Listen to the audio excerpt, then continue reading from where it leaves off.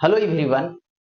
आज के क्लास में हम डिस्कस करेंगे ओम्स लॉ यानी ओम का नियम, जो 12th क्लास फिजिक्स की थर्ड चैप्टर विद्युत धारा है, उसी का टॉपिक है। और ओम्स लॉ क्या होता है, किस तरीके से होता है, इन सब चीजों पे डिस्कस करेंगे। इसको दिखाएंगे कि ये कैसे होता है, कैसे अप्लाई होता है और किन किन कंडीशन में होता है। और साथ ही साथ यहाँ पे देखेंगे कि और कितने टॉपिक इसमें आज डिस्कस करने वाले।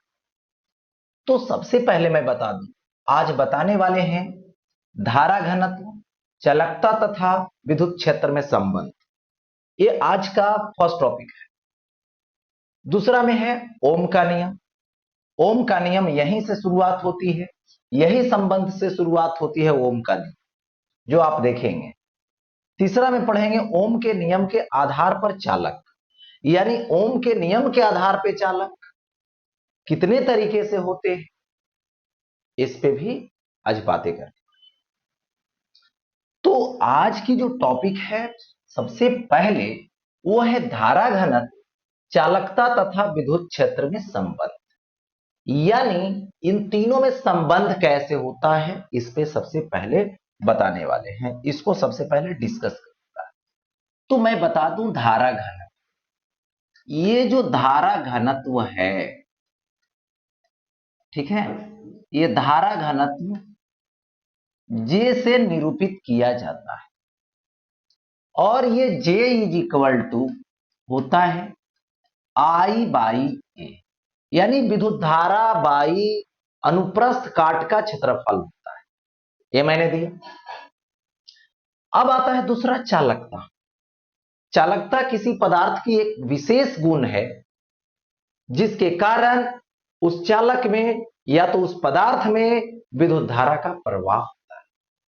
उसी को क्या बोलते हैं, यहां पर चालकता बोलते हैं। फिर इसके बाद आता है, तो ये जो चालकता है, इसको ये छोटका सिग्मा से निरूपित करते हैं। फिर आया यहां पे विद्युत क्षेत्र है, और ये विद्युत क्षेत्र ई होता है। यानी सबसे पहले मैंने बता दिया कि सभी का संकेत क्या है, ठीक है। अब इसमें बतलाने वाले हैं कि संबंध कैसे निकालेंगे हम। तो संबंध निकालने के लिए सबसे पहले मैं एक चालक तार लेता हूं। ये चालक तार हुआ। इस चालक तार की अनुप्रस्थ काट का क्षेत्रफल ए है, और इसमें विद्युत धारा आई प्रवाहित होती है, ठीक है। दूसरी बात, विद्युत धारा आई प्रवाहित हो रही है, तो इसमें जो इलेक्ट्रॉन है, जैसे ये इलेक्ट्रॉन, ये वाला इलेक्ट्रॉन है, ये वाला, तो इधर के तरफ जाएगा, इधर के तरफ जाएगा, इधर के तरफ जाएगा। तो इसकी जो औसत वेग होगी, उसको बोला जाएगा यहां पर अनुगमन वेग, जो भेदी है। तो आपने यहां पे दो चीज देखा, एक अनुगमन वेग देखा, दूसरी बात यहां पे आया विद्युत धारा की। अब देखो, यही दोनों के बारे में हम लोग जानते हैं कि जब किसी चालक तार में प्रवाहित होता है, तो यही दो चीजों को पीछे क्लास में आपको दिखाया गया है ना, इसको डिराइव किया।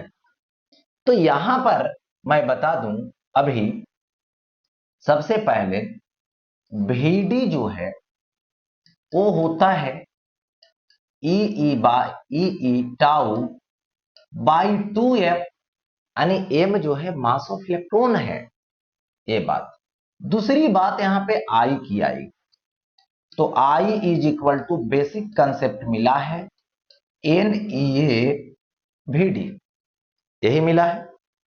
तो यहां पर ए का वैल्यू को इधर लाइए, तो ए आएगा आई बाई ए, और ये होगा NE, और इंटू VD को मैं साइड कर, ठीक है, कर दिया यहां। इसके बाद देखो आई बाई ए आपके लिए जे होता है, तो यहां पर मैं जे निरूपित एन ई मैं रहने दूंगा, क्या एन ई मैं रहने दूंगा, होगा ऐसा। अब देखो इंटू वीडी, वीडी की वैल्यू पुट करोगे तो ई टाउ होगा बाई 2m आई, होगा ऐसा। अब देखिए यहां पे जे इज इक्वल टू आएगा एन ई, तो ई स्क्वायर आएगा, यहां पे टाउ आएगा बाई 2m आएगा, और इनटू ये आएगा इलेक्ट्रिक फील्ड। ठीक है, ये आपका आएगा यहां पे इलेक्ट्रिक। देखिए तो यहां पे ये जो देख रहे हैं ये कांस्टेंट है, किसके लिए, इस मटेरियल के लिए, और इसी को ये इस कांस्टेंट को ही यहां पर बोलते हैं कंडक्टिविटी। और ये जो कंडक्टिविटी है ये स्मॉल सिग्मा है, जो चालकता है। यानी यहां पर मैं लिख दूंगा जहां एन ई स्क्वायर टाउ मतलब श्रांति काल by 2m is equal to sigma, जो कि क्या है, चालकता है। तो यहां पर पुट कर दूंगा जब, तो ये आ जाएगा यहां पर J is equal to sigma into E, या तो J जो है मैंने बताया था सदिश राशि है सिग्मा, और E भी सदिश राशि विद्युत क्षेत्र। ये आपका आया माइक्रोस्कोपिक लेवल किसका, ओम के नियम का। यहीं से ओम के नियम को देखा जाता है, और यहीं से आपको प्रूफ करेंगे ओम के नियम, ये माइक्रोस्कोपिक लेवल से। एक चीज और मैं बता दूं, आगे भी पढ़ाऊंगा, कि ये जो सिग्मा होता है इसको बोलते हैं 1/रो, और ये आप जो रो देख रहे हैं इसको बोलते हैं प्रतिरोधकता।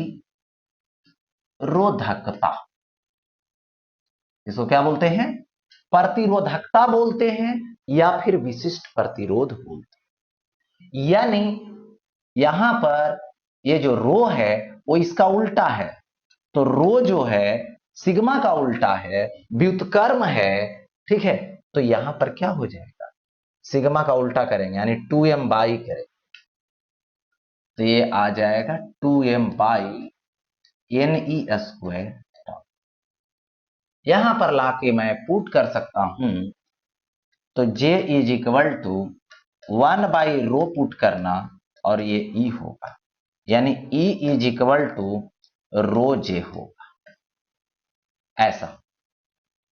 तो ये आपका आ गया यहां पे संबंध धारा घनत्व के साथ, धारा घनत्व विद्युत क्षेत्र और चालकता के साथ, या फिर दूसरा देखने को मिला प्रतिरोधकता के साथ। ये आपके लिए संबंध दिखाया।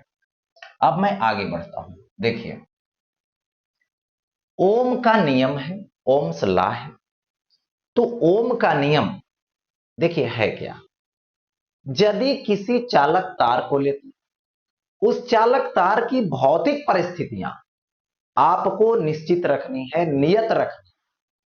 ठीक है, जैसे आपने ये चालक तार लिया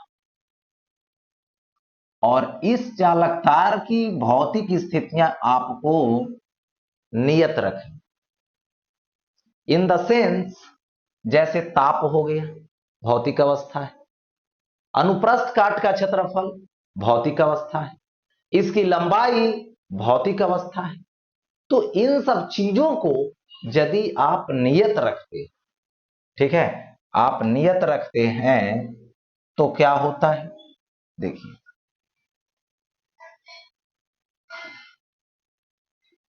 यहां पर नियत रखें। अब इस चालक के दोनों छोरों के बीच विभवांतर आरोपित करते हैं। देखो इन दोनों छोरों के बीच मैं विभवांतर आरोपित किया, तो सपोज कर लो ये प्लस वाला है और ये आपका यहां पे माइनस वाला है, तो विद्युत धारा इधर से इधर प्रवाहित होने लगेगा। तो ये विद्युत धारा प्रवाहित है। ठीक है, तो इसमें जो प्रवाहित विद्युत धारा होती है, विद्युत धारा, वो समानुपाती होता है किसका? तो दोनों छोरों के बीच आरोपित विभवांतर का, यानी विभवांतर का समानुपाती होता है। आप विभवांतर बढ़ाइएगा तो विद्युत धारा इसमें बढ़ेगी, विद्युत धारा विभवांतर को कम कीजिएगा तो विद्युत धारा कम होगी। ठीक है, यानी विद्युत धारा को बढ़ाना है तो विभवांतर बढ़ा दीजिए, विभवांतर को कम कर दीजिएगा तो धारा कम हो जाए।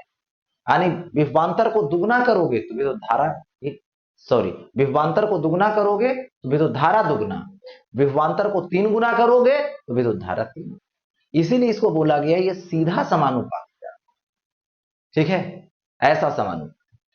तो इस तरीके से आई, और मैं लिखूंगा वैरिज भी, जिसको भी वैरिज मैं आई भी लिख सकता हूं। ठीक है, और इसी वैरिज को यहां से जब हटाते हैं तो एक कांस्टेंट लाते हैं, और यही कांस्टेंट है जिसको बोलते हैं प्रतिरोध, यानी V बराबर आई आर। और ये जो R आया वो क्या है? तो बोलना है प्रतिरोध है। ठीक है, और ये जो प्रतिरोध है R बराबर वो क्या आएगा? V बाई आई आएगा। किससे? तो ओम के नियम से, यानी यही ओम का नियम है, इसको लिखेंगे V बराबर आई आर, ओम का नियम। ठीक है, यानी नियत ताप पर किसी चालक तार से प्रवाहित होने वाली धारा उस चालक के दोनों छोरों के बीच आरोपित विभवांतर के सीधा समानुपाती होता है। ये हो गया। अब बात रही कि अच्छा ये आई वैरिज भी या तो भी वैरिज आई, ये आया कैसे, इसको कैसे देखें? तो देखिए, इसको दिखाते हैं ये डायरेक्टली प्रोपोर्शनल हुआ कैसे, सीधा समानुपाती हुआ कैसे। देखिए, तो आपने देखा कि ये चालक तार है, अच्छी बात है, चालक तार है। इस चालक तार की जो लंबाई है इसको एल हम मान लेते हैं, और अनुप्रस्थ काट का क्षेत्रफल मैं ए मान लेता हूं, और इसके बाद यहां पर ये प्लस है और ये माइनस है, यानी इसके बीच मैं विभवांतर आरोपित किया और ये विभवांतर भी। ठीक है, और इसके बीच छोरों के बीच विभवांतर आरोपित करने से विद्युत क्षेत्र उत्पन्न हुआ। अच्छा, विद्युत क्षेत्र उत्पन्न हुआ तो आप जानते हैं E बराबर V बाई एल होता है। ठीक है, क्योंकि E बराबर minus delta V by delta R होता है, इसका मोड लगा इसलिए। ठीक है, तो यहां पर विभवांतर डेल्टा V के बदले V आया, और ये लेंथ कितना डेल्टा आर के बदले एल आया है, ये बात हुई। ठीक है, अब यहां पर इस चीज को समझना है। ठीक है, क्या? सो देखिए, इसमें ये तो हो गया। इसके बाद यहां पर जो फॉर्मूला मिला है, देखिए, J is equal to sigma into E. इसी J को लिख सकते हो, या क्या लिख सकते हो?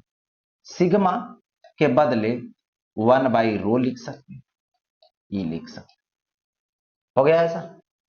J है जो धारा घनत्व है, जिसको I बाई ये बेसिक कंसेप्ट लिखेंगे, और ये 1 बाई रो, ई भी तो एक प्रकार का नियतांक है, प्रतिरोधकता। और ये आप दोगे E, और E का वैल्यू आप पुट करोगे तो V बाई एल पुट। ठीक है, अब यहां पे देखना है कि ये जो आप ले रहे हैं ये भी है, और सबको इधर कर दी, तो V इज इक्वल टू, ये सबसे पहले रो आएगा, L आएगा बाई A आएगा और इनटू I। ये यहां पर आप देखिए एक नियतांक है, क्योंकि L क्या है, लेंथ है, लंबाई है जो भौतिक अवस्था, ए अनुप्रस्थ काट का क्षेत्र, ये भी भौतिक चीज है। रो की बात किया मैंने, प्रतिरोधकता की बात मैंने पीछे की, वो भी जो है से मटेरियल का एक प्रकार का नियतांक के नाम से जाता है। तो सब नियतांक हो गया, तो यहां पे भी वैरिज आई ही होगा। तो यही तो प्रूफ हो गया कि विभवांतर जो आरोपित है वो विद्युत धारा के सीधा समानुपाती है। या तो इसी को पलट के लिख दें तो आई वैरिज भी होने वाला है।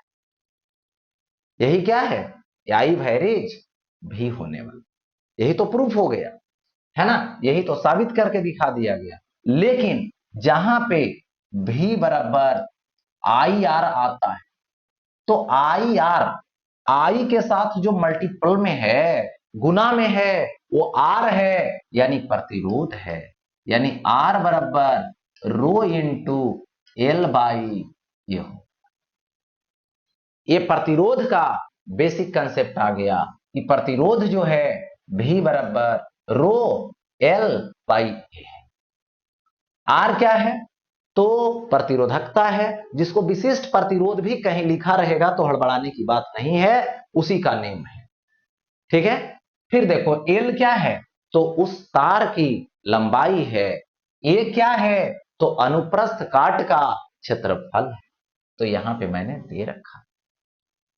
ठीक, अब बात करते हैं इसके लिए आगे कि ये प्रतिरोधकता, ओम का नियम से बातें आ गई। अब आता है कि प्रतिरोध क्या है। अभी प्रतिरोध आ रहा, तो देखिए प्रतिरोध किसी भी पदार्थ की एक अपनी प्रवृत्ति है, एक प्रकार का गुण है, जो क्या करता है, जब इलेक्ट्रॉन फ्लो करता है, ठीक है, उस इलेक्ट्रॉन के फ्लो करने में वो विरोध करता है। क्योंकि प्रतिरोध का मतलब ही होता है विरोध। तो किसका विरोध, इलेक्ट्रॉन का जो प्रवाह हो रहा है उसका विरोध। क्योंकि जैसे बहुत भीड़ है और उस भीड़ में कोई आदमी पास कर रहा है साइकिल चलाते हुए, तो उसको रुकावटें आएगी, वो तेजी से नहीं चल पाएगा, तो वहां पर लोग उसका विरोध है, वही उसका प्रतिरोध। ठीक है, तो प्रतिरोध मतलब विरोध, कहीं भी किसी के गति में है ना क्या हो रहा, विरोध हो रहा है, किसी प्रकार से गति कर रहा है और उसमें विरोध हो रहा है, तो उसके लिए प्रतिरोध माना जाए। ठीक है, तो यहां पर भी वही बात है कि पदार्थ की जो विद्युत, पदार्थ में जो विद्युत धारा प्रवाहित होती है, उस प्रवाह को जो विरोध करने वाला होता है वही उसके लिए प्रतिरोध होता है। या तो ऐसे बोल सकते हो कि भी बराबर आई आर होता है ओम के नियम से, तो आर बराबर भी बाई आई। यानी आरोपित विभवांतर, यानी किसी भी पदार्थ के छोरों के बीच जो विभवांतर आरोपित करते हैं और उसमें जो प्रवाहित विद्युत धारा होती है, उन दोनों के अनुपात को ही प्रतिरोध बोलते हैं। इस प्रतिरोध की सबसे पहले संकेत की बात करें तो ये होता है, ये जो प्रतिरोध है वो कैसा है, नियत है, मतलब बदल ही नहीं सकता है। ठीक है, ये जो संकेत दिया गया वो नियत प्रतिरोध का दिया गया है, नियत है, जो बदलने वाला नहीं है, जो बार बार नहीं बदलता है।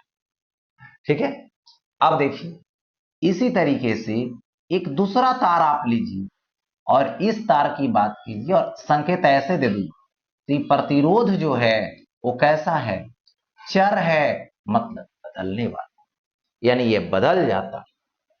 ठीक है, आगे बढ़ देखिए, इसके बाद एसआई मात्रक आता है। एसआई मात्रक ओम, जिसका सिंबल ऐसे होता है, SI मात्रक ओम है। और 1 ओम की खास बात है यहां पर 1 वोल्ट बाई 1 एम्प।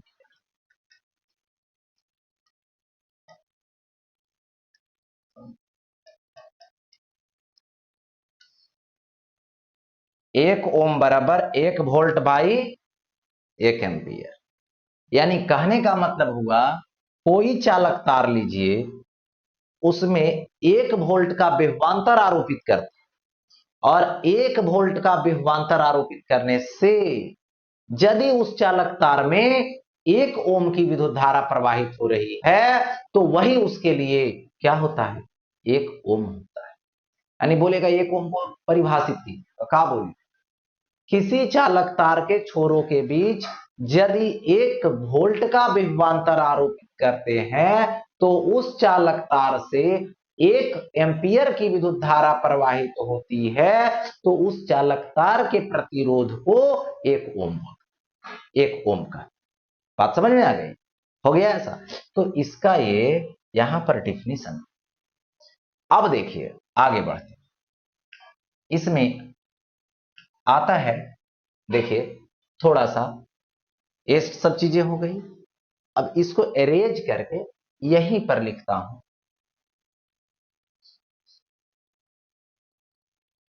देखिए इसका वीमा आता है, वीमा। तो वीमा के लिए फार्मूला की जरूरत है। तो वीमा R बराबर V बाई आई। भी के जगह पे आप लिख सकते हैं W बाई Q, तो इंटू आई हो। तो W का वैल्यू लगा दो, तो ML2 T पे पावर माइनस बाई चार्ज का डायमेंशन AT, इंटू क्या आएगा, विद्युत धारा का A आएगा। अब ऊपर लेकर चले जाइए, M L पे पावर T ऊपर जाएगा -3, 1 1 ऊपर जाएगा -2। हो गया ऐसा, M L पे पावर 2 T पर पावर -3 A पर पावर -2। हो गया ऐसा। तो ये वीमा हो। अब आगे बढ़ता हूं, देख एग्जाम्पल है, इन दोनों छोरों के बीच आप देख रहे हैं, यानी विद्युत धारा तुमको निकालना है कितना प्रवाहित होता है। तो सबसे पहले प्रतिरोध तो दे रखा है, और यहां पर इस छोर पर 4 वोल्ट है, इस छोर पर 4 वोल्ट।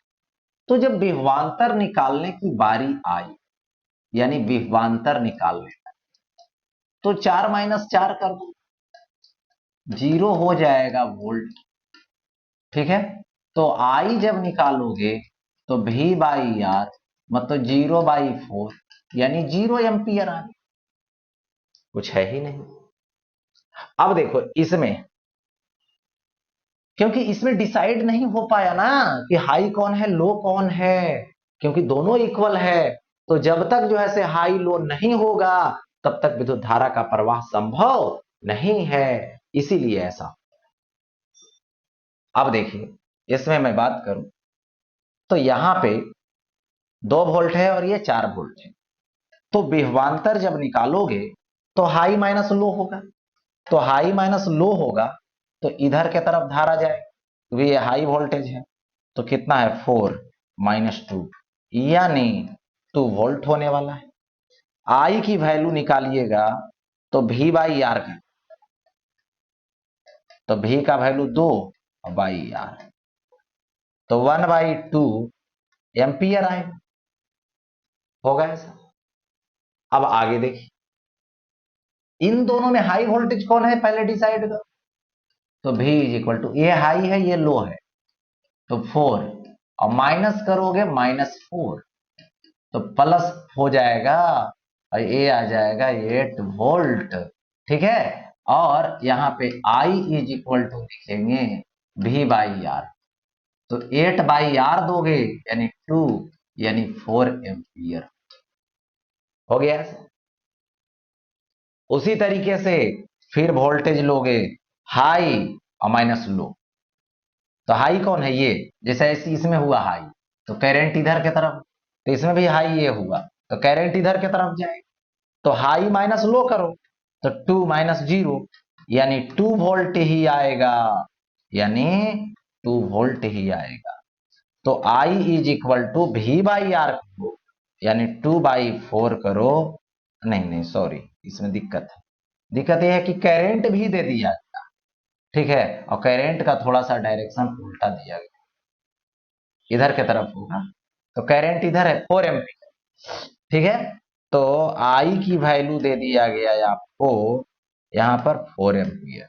तो तुम्हें R निकालनी है, R इज इक्वल टू क्या आएगा, V बाई आई, भी का वैल्यू कितना आएगा, 2 आएगा, और बाई 4 आएगा, यानी 0.5 ओम आएगा। तो इस तरीके से सवाल सोल्व। अब आगे बढ़ते हैं। देखिए अब आगे आता है यहां पर ओम के नियम के आधार पर चालक, ठीक है, यानी ओम के नियम के आधार पर चालक का प्रकार, एक होता है रैखिक चालक, जिसको बोलते हैं ओमिक चालक, यानी जो ओम के नियम का पालन करने वाला है वही क्या है, ओमिक चालक है। समझ गए, जो ओम के नियम का पालन करने वाला है। तो यहां पर देख, ओम के नियम को जो पालन करेगा वो क्या होगा, आई वैरिज भी होगा, आई वैरिज भी होगा। यानी कहने का मतलब होगा कि यदि यहां पर देखा जाए इस तरीके से,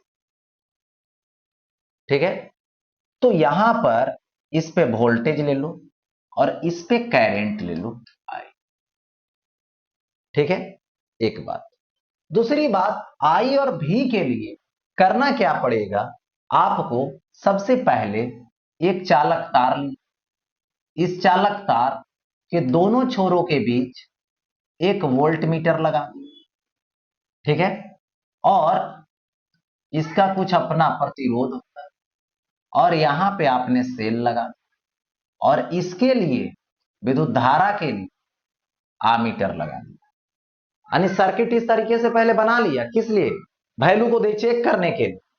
ये वोल्ट मीटर है विभवांतर मापने के लिए, ये है या मीटर विद्युत धारा मापने के लिए। अब देखो सेल को बढ़ा दिए, यानी विभवांतर को दुगना कर दिए, तो देखा गया विद्युत धारा भी दोगुना हो, ठीक है। लेकिन धारा मतलब विभवांतर को 3 गुना कर दिया गया, तो धारा भी 3 गुना हो। मतलब यहां पर देखने को मिला कि ये जो ग्राफ आपका जा रहा है इस तरीके से, ठीक है, वो ये ग्राफ, ये स्ट्रेट लाइन जा रहा है, लेकिन किसके लिए, तो रैखिक चालक के लिए, यानी ओमिक चालक के लिए।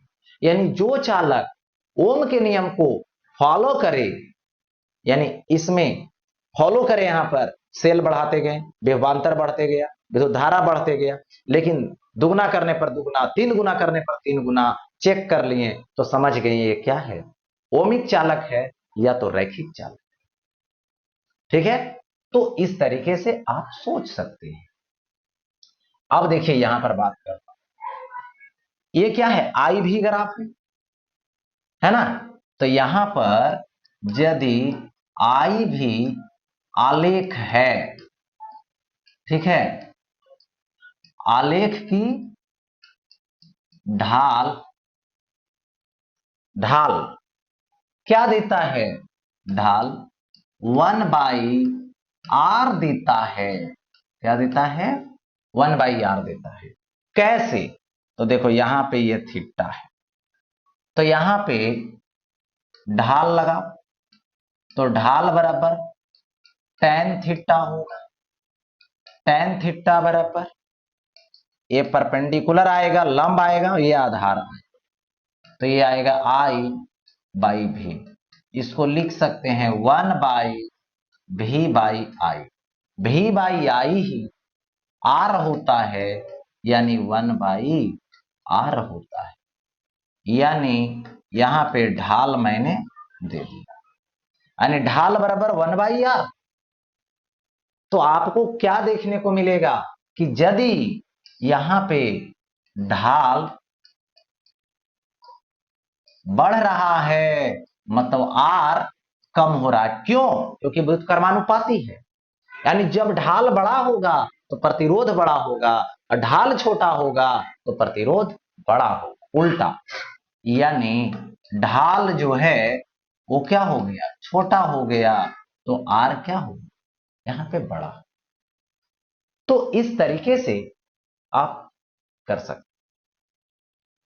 तो ये हो गया आई भी ग्राफ की ढाल आर 1/r देता है। और यही यदि रहता यहां पर, देखो भी आई रहता, भी आई आलेख रहता, आलेख की ढाल आर देता है, आर मतलब रेसिस्टेंस, मतलब प्रतिरोध, क्योंकि उल्टा देगा, क्योंकि उलट देंगे ग्राफ को। ठीक है, तो इस तरीके से ढाल के बारे में आपको सोचना है। अब आप देख रहे हैं, सबसे पहले ये नंबर में एग्जांपल दिया, बोला आर बताइए, आई है, भी है, ग्राफ है, तो इसका ढाल निकाले।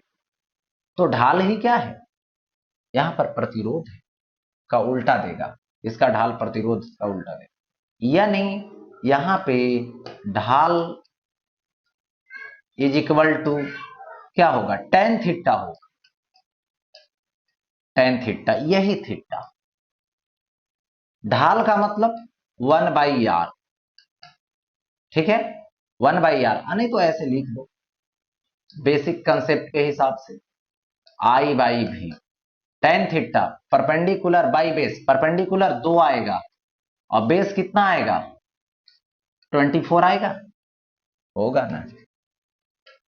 अब देखो इसको कैंसिल कर, ठीक है, तो ये आएगा 12, जिसको लिख सकते हो 1/12। उल्टा कर दो, भी ऊपर जाएगा, आई नीचे आएगा, तो 12 आएगा, भी बाई आई आर होगा, मतलब 12 ओम आएगा, यानी आर की वैल्यू 12 ओम आएगा। उसी तरीके से यहां पे जब इस सवाल में क्या है, आर ए बाई आर, तो इसके लिए एक बार काम करेंगे, ए वाले के लिए और एक बार बी के, यही। तो सबसे पहले मैं बता दूं, यहां पे ए के लिए काम करो, यानी ढाल ए के लिए, तो ये क्या होगा, 1/r ये होगा, ढाल ये देगा कितना, तो tan 30 डिग्री, यानी 1/r। तो आर ए लिखोगे, आर ए ऊपर तो ये नीचे चला जाएगा, तो 1/tan 30 डिग्री होगा, ऐसा। उसी तरीके से बी के लिए काम करो, तो बी के लिए यदि मैं बात करूं, तो टोटल एंगल लेना पड़ेगा ना इसके साथ, तो कितना होगा, 30 + 30 यानी 60 होगा। तो सेम सिचुएशन, ढाल अगर 60 डिग्री का है, तो सेम वही फॉर्मूला, सेम वही प्रोसेस लगाएंगे और यहां लिखेंगे आर बी, यानी 1/tan थीटा होगा इसके लिए, तो tan थीटा कितना आएगा इसके लिए, 60 डिग्री। तो मुझे क्या चाहिए, आर ए और बाई आर बी चाहिए, होगा ऐसा। तो आर ए यानी 1/ यहां होगा tan 30 डिग्री होगा, और बाई लिखेंगे 1/tan 60, तो tan 60 ऊपर चला जाएगा, ठीक है। तो tan 60 क्या होता है, √3 बाई tan 30 1/√3, तो √3 ऊपर भेज दीजिए, क्योंकि 1/√3 ऊपर चला जाएगा, तो 3/1, तो ए आएगा R A ratio R B is equal to 3:1 आएगा, हो गया ऐसा। R A ratio R B is equal to 3:1। ये बातें क्लियर। अब यहां पे समझिए,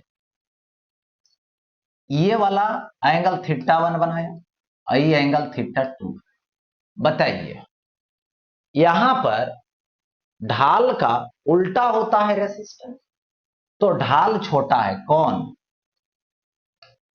ढाल एक छोटा है ढाल बी से। ढाल बड़ा, प्रतिरोध कम, ढाल छोटा, प्रतिरोध ज्यादा। तो इसमें क्या हो जाएगा, ढाल ए का छोटा है यानी आर ए जो होगा वो बड़ा होगा किससे, बी से।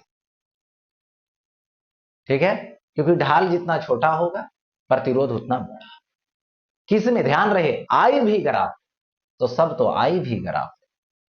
ठीक है, और यदि भी आई ग्राफ रहे तो जस्ट अपोजिट कर देना, ढाल बड़ा प्रतिरोध बड़ा। आई भी ग्राफ रहेगा, उल्टा सोचना, ढाल बड़ा प्रतिरोध छोटा, इस तरीके से। अब देखो आगे बढ़ता हूं, नेक्स्ट। अब आता है 2 नंबर में, यह रैखिक चालक, जिसको नन ओमिक बोलते हैं। मतलब कहने का मतलब हुआ कि ओम के नियम के सही सही जो पालन किया वो तो सही था, और जो ओम के नियम को पालन नहीं करेगा उसकी जो ग्राफ होगी वो अरैखिक हो जाए। इसीलिए इसको अरैखिक चालक बोला जाता है, या फिर इसको हम लोग नन ओमिक चालक भी बोलते हैं, अनओमिक चालक भी बोलते हैं। यानी ओम के नियम का ये सही सही पालन करने वाला बात नहीं अपनाएगा, नहीं करेगा पालन। ठीक है, यहां पे जैसे देखो, सपोज कर लीजिए यहां पर ये धारा लिया, विभवांतर लिया, ये धारा लिया। ठीक है, जो नियम का पालन करेगा उसका ग्राफ तो ऐसे जाएगा, सीधा स्ट्रेट लाइन जाएगा, उसका ग्राफ ये स्ट्रेट लाइन जाएगा। बट हुआ क्या, आगे चल करके कुछ दूर तो फॉलो किया, बट फिर ऐसे होने, विभवांतर बढ़ा रहे हैं जिस रेट में, उस रेट में विद्युत धारा नहीं बढ़ रही। जिसका मेन रीजन जानते हैं क्या होता है, जब किसी चालक तार में विद्युत धारा प्रवाहित करते तो विद्युत धारा प्रवाहित करने पर क्या होता है कि इलेक्ट्रॉन की टक्कर होती है प्रतिरोध के कारण, और वो इलेक्ट्रॉन अपने गतिज ऊर्जा को खोता है, गतिज ऊर्जा को लॉस करता है, हानि करता है, और वो उष्मा ऊर्जा में उत्पन्न करता है, वो उष्मा ऊर्जा में बदल जाता है, जिससे चालक तार की ताप नियत नहीं रह पाती है। चालक तार की ताप क्या होती है, बढ़ जाती है। इसीलिए देखोगे कुछ देर तक जब घर पर के परिपथ में चालक से, है ना, विद्युत धारा प्रवाहित करोगे तो कुछ देर में वो घर पहुंच जाए, क्योंकि विद्युत ऊर्जा जो है वो लॉस हो रहा है, उष्मा ऊर्जा उष्मा ऊर्जा में बदल रहा है। और वो भी क्यों, इलेक्ट्रॉन के टक्कर के कारण, इलेक्ट्रॉन के कॉलिजन के कारण। इसका मतलब है ताप बढ़ गया है, ताप बढ़ने से प्रतिरोध बढ़ जाता है, प्रतिरोध बढ़ने से विद्युत धारा को कम कर, तो इसीलिए आगे चल करके क्या हुआ, रेट को कम कर, क्योंकि प्रतिरोध बढ़ गया। प्रतिरोध बढ़ेगा तो ढाल क्या होना चाहिए, कमना चाहिए, क्योंकि ढाल बढ़ेगा तो प्रतिरोध कमेगा, और ढाल छोटा होगा तो प्रतिरोध, तो देखो ढलकाव कम रहा है, ऐसे होते जा रहा है, प्रतिरोध बढ़ते जा रहा है, तो आई भी का ग्राफ जो बनेगा उसका ढाल कमेगा, तो ढाल क्या हो रहा है, कम रहा। ऐसे देखो, यहां से लुढ़का के किसी को देखो, यहां से किसी को लुढ़का के देखो, दोनों में अंतर है, यहां से जल्दी लुढ़क जाएगा, यहां थोड़ा सा चेंजिंग आएगा, ये हो। या नहीं तो फिर ऐसा कर सकते, यदि इसमें वोल्टेज दो, इस पे विद्युत धारा दो, यदि यहां पर रैखिक रहता, ओम के नियम को पालन करने वाला रहता, तो इस पाथ पे जाता, लेकिन यदि ओम के नियम को पालन नहीं कर रहा है तो जाएगा जाएगा यहां से ऐसे, और फिर थोड़ा सा ऐसे कर पा, अब ये ढाल बढ़ेगा, क्यों, क्योंकि भी बाई आई जो है वो प्रतिरोध देगा, क्योंकि यहां ताप बढ़ने वाला है विद्युत धारा के प्रवाह के कारण, इसलिए ढाल बढ़ता चला गया। अब देखिए यहां पे मैं बात करूं आगे, तो ये चीज देखने को मिलता है डायोड में। डायोड आगे चल करके एक चैप्टर पढ़नी है जिसका नाम है अर्धचालक युक्तियां, अर्धचालक और अर्धचालक युक्तियां, जिसमें पीएन जंक्शन डायोड पढ़े। उस डायोड दो तरीके से काम करता है, एक अग्र अभिनति और एक पश्च अभिनति के रूप। अग्र अभिनति में विद्युत धारा की दिशा और पश्च अभिनति में विद्युत धारा की दिशा दोनों एक दूसरे के विपरीत होता है। अग्र अभिनति में विद्युत धारा ज्यादा होती है और पश्च अभिनति में विद्युत धारा कम। ठीक है, तो ये चीजें को वहां पे पढ़ना, जो इस तरीके से डायोड के लिए, ठीक है, डायोड के लिए यहां पे देखने को मिलेगा। बस ग्राफ समझ लेनी, देखो आई है, ए भी है, जिसमें विद्युत धारा मिली एम्पियर में जाएगा, और ये जो ग्राफ आप देख रहे हैं कुछ ऐसे जाएगा। तो इसमें ये जो है डायोड के लिए, और इसमें आप देख रहे हैं कि स्लोप घट रहा है, ठीक है, और इसमें स्लोप बढ़ रहा है। आई और भी का स्लोप बढ़ रहा है तो आई भी का स्लोप रेसिस्टेंस का उल्टा देगा, प्रतिरोध का उल्टा देगा। तो यहां पर स्लोप बढ़ रहा है, इसका मतलब है प्रतिरोध कम हो रहा है। और डायोड में ऐसा होता है कि जब विद्युत धारा प्रवाहित होती है तो विद्युत धारा प्रवाहित होने से उसमें ऊष्मा कुछ डेवलप होती है, और अर्धचालक का गुण है कि अर्धचालक का गुण है कि यदि आप उसके ताप को बढ़ा दें तो उसकी प्रतिरोध कम जाती है। ठीक है, क्योंकि न्यूनतम ताप पे यानी कम ताप पे अर्धचालक या चालक कुचालक की तरह बिहेव करता है, बैड कंडक्टर की तरह बिहेव करता है, विद्युत धारा फ्लो होने नहीं देता है, और यदि उसके ताप को बढ़ाते हैं तो वो किसी तरह बिहेव करता है, चालक की तरह बिहेव। अब इसी तरीके से तो ये हो गया यहां पर अग्र, अग्र में ऐसा देखने को मिलेगा। ठीक है, और यही इधर वोल्टेज उल्टा कर दो, दिशा बदल दो, तो विद्युत धारा की दिशा पलट जाएगी, ये माइक्रो एम्पियर। और ये जो उल्टा करने की बात चल रही है, ठीक है, तो ये पश्च अभिनति के, ठीक है, ये किसके लिए है, पश्च अभिनति के लिए, कुछ ऐसा देखने को मिलेगा। ये हो गया। अब आगे बढ़ता हूं, नेक्स्ट देखिए ओम के नियम की सीमाएं। ओम के नियम की सीमाएं क्या है, लिमिटेशन क्या है, इस पे जरा हम बात करें।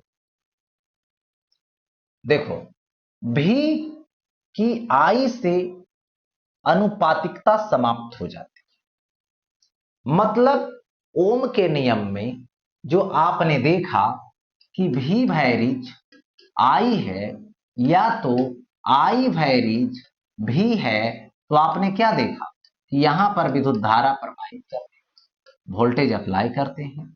जैसी वोल्टेज अप्लाई करते हैं तो विद्युत धारा प्रवाहित होती है, कुछ ही देर के बाद, है ना, ताप बढ़ने से उसका प्रतिरोध बढ़ने लगता है, और विद्युत धारा की जो कंडीशन थी समानुपाती का वो समाप्त हो जाता, वो बाध्य नहीं रहता। भी तथा आई के बीच संबंध भी के चिन्ह पर निर्भर करता है, जो आपको यहां देखने को मिला है। क्या पॉजिटिव वोल्टेज है, पॉजिटिव सिचुएशन में है तो इधर, और नेगेटिव में है तो इधर, तो यहां पर देखने को मिला चिन्ह पर निर्भर करता है। तीसरा नंबर पे भी तथा आई के बीच संबंध एकमात्र संबंध नहीं है। एकमात्र संबंध नहीं है मतलब कैसे बोला गया, समानुपाती। ठीक है, तो कब के लिए है, बोला गया कि आपको ताप नियत रखनी है, लेंथ को नियत रखनी है, अनुप्रस्थ काट के क्षेत्रफल को नियत रखनी है, और कोई भी बदल जाएगा तो दोनों का संबंध गड़बड़ा जाएगा, समानुपाती का संबंध नहीं रहेगा। इसीलिए कहने का मतलब हुआ कि भी तथा आई के बीच संबंध एकमात्र संबंध नहीं, अलग भी संबंध है। ताप बदलने से, ठीक है, लेंथ को बदलने से, अनुप्रस्थ काट के क्षेत्रफल बदलने से, यही ओम के नियम की सीमाएं हैं। ओके, तो इसमें आज की क्लास यहीं तक समाप्त होती है। फिर मिलते हैं नेक्स्ट क्लास।